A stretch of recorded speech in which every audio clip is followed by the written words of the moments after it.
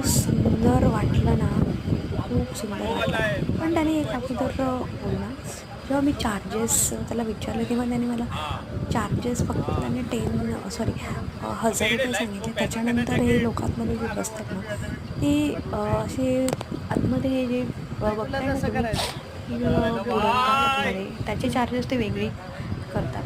अगोदर ते जेव्हा चार्जेस अगोदर एंट्रीला पे करावे लागतात ना, तेव्हा ते सांगत नाही.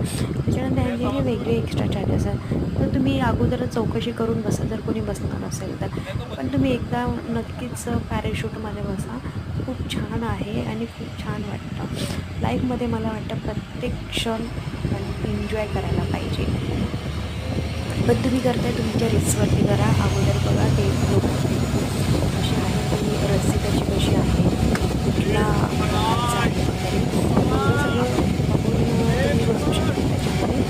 पण खूप छान वाटतं. अगदी तुम्हाला एन्जॉय करायचं असेल तर मस्त एकदम करू शकता.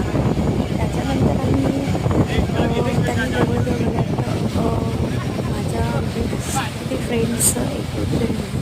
एक माणूस होता.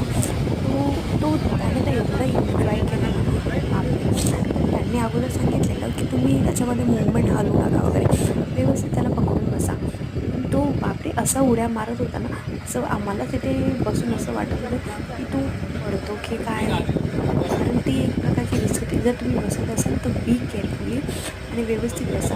व्यवस्थित हाताने घट्ट पकडा, व्यवस्थित बसा.